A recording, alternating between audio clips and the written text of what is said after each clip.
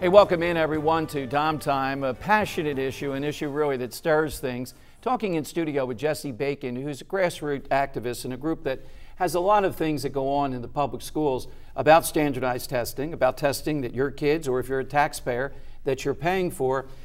Jesse, do you see anything that we've discussed tonight, though, that makes you think that this could be done in a way that will really try to get to the heart of this versus just agendas that various people may have?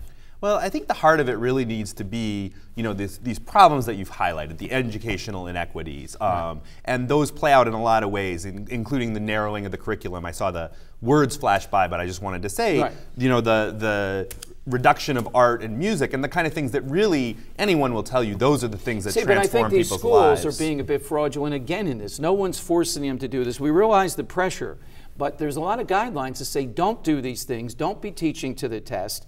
Let's reach out and do this, because I agree with you. We don't want to make this a test factory. Well, I find that people, and it might be sincere, but the pressures on teachers and schools are coming in two different directions. On one hand, you hear, whatever you do, don't teach to the test. And on the other hand, teachers aren't stupid. They know where these resources are, and schools aren't stupid. We show our values by where, a budget is a value statement, and our educational budget right now is dumping money. Yeah, but you get more money if your school doesn't do well.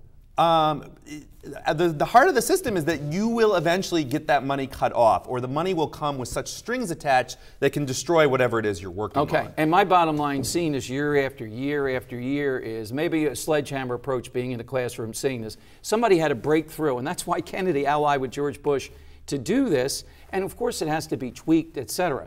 But is there anything wrong that's saying, and I guess it's in 2014, all fifth graders across America will be proficient in math? What's wrong with saying that? Well, here's the one thing that's wrong with that. The tests that you use to do that, first of all, are biased towards, now the earlier guest, Dr. Phelps, talked about how these stakes are low stakes for the students. Guess who has an easier time doing something that's completely meaningless to them and is irrelevant to their lives? And it's privileged students who can, who are going to do fine on a standardized test, whether or not it has any consequences to them. So what I would say is that, to me, Ted Kennedy shows that even a great leader, and Kennedy was that, if they're out of the classroom, they lose touch with these issues. Barack Obama, President Obama's done Race to the Top. I disagree with him on a lot, but I support him on that. I think what they're saying is we got to inject the market forces, if you will, or competition into the schools. Otherwise, we're going to have these same excuses year after year. I think that, you run schools like a business, and people are going to feel about them the way they feel about businesses. And our public schools can't fire students. Can they be run like Google or something like that? I would love to have some of those workplace conditions that we've all been hearing about on Google. Exactly. But the fact of it is that public schools cannot turn people away. I mean, there's lengthy, as there should be, lengthy protections for students. And so you see the schools that can maybe claim to be miracle schools are the schools that are allowed to deny students and to kick them out. And so, at IDEA, we're really about supporting schools that really try and strive to teach every student. And if you do that, and you're doing the right stuff, you might get benefits on test scores, you might not. Granted, and I support that too, and I support the grassroots movement. Thank you very much for coming in studio tonight, and thanks for joining us. Thank you for having me. I appreciate the conversation. Jesse Bacon, digital organizer from IDEA, Institute for Democratic Education in America. Coming up, my thoughts on Boston and what's happened today as we have people dead and critically injured as Dom Time continues.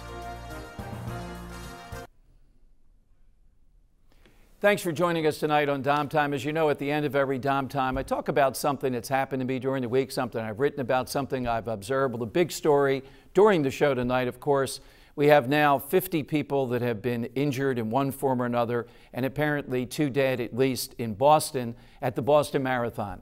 I ran the Boston Marathon in 1978. It's one of the great things that I look back on in my life, and I remember where we saw these bombs today, where we saw these IEDs, explosive devices, and that was such a celebration, such a spot, because at the end of the race, what happens is people that may have gone with you from out of town, I had several friends with me, that's where they meet. And I remember they gave us a bowl of stew, if you can imagine, at the end of running 26 miles, 385 yards. And those runners at that point, many of them, are pretty depleted and pretty shocked. It does something to your body, and to have this happen is just another act of cowardice. Apparently tonight, Police have a person of interest. There may have been simultaneous bombings that went on.